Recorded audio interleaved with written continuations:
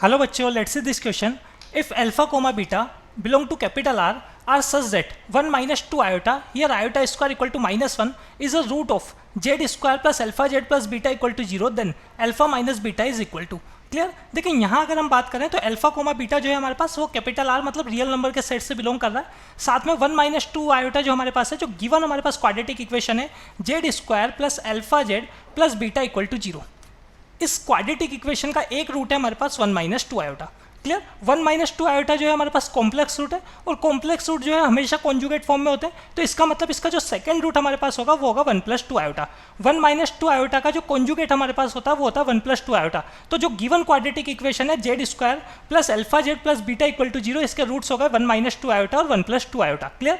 अब देखिए हम बात करें जो हमारे पास स्टैंडर्ड फॉर्म होता है क्वाड्रेटिक इक्वेशन का वो होता है ax square plus B X plus capital C equal to 0. अगर इसके रूट्स में यहाँ पर अल्फा 1 कोमा बीटा 1 ये दो रूट्स रूट तो हमारे पास sum of roots alpha 1 plus beta 1 sum of roots होता है हमारे पास माइनस बी बाई ए, तो ये minus B by A. Clear. और ऐसे हम बात करें यहाँ पर तो हमारे पास मल्टीप्लीकेशन ऑफ रूट्स मतलब अल्फा 1 इंटू बीटा 1 ये होता है हमारे पास सी बाई ए. क्लियर. ये हमारे पास दोनों स्टैंडर्ड रिजल्ट, इसको हम यहाँ पर ये जो हमारे गिवन रिजल्ट्स हैं इसमें अप्लाई करते हैं. क्लियर. तो देखें सम ऑफ रूट्स मतलब 1 माइनस 2 आयोटा और 1 प्लस 2 आयोटा का हम क्या करते हैं सम करते हैं. तो 1 minus 2 iota plus 1 plus 2 iota sum of roots कैसा बनेगा माइनस बी बाई ए. तो बी की अगर हम बात करें तो बी है यहाँ पर अल्फा, ए है यहाँ पर जो जेड स्क्वायर का कोफिशिएंट है मतलब 1 और कैपिटल सी है यहाँ पर बीटा. क्लियर. तो माइनस बी बाई ए मतलब माइनस अल्फा बाई 1. क्लियर. तो यहाँ से अगर हम बात करें माइनस 2 आयोटा प्लस 2 आयोटा दोनों कैंसिल हो गए, 2 इक्वल टू माइनस अल्फा आ रहा है तो अल्फा की वैल्यू हो जाती है हमारे पास माइनस 2.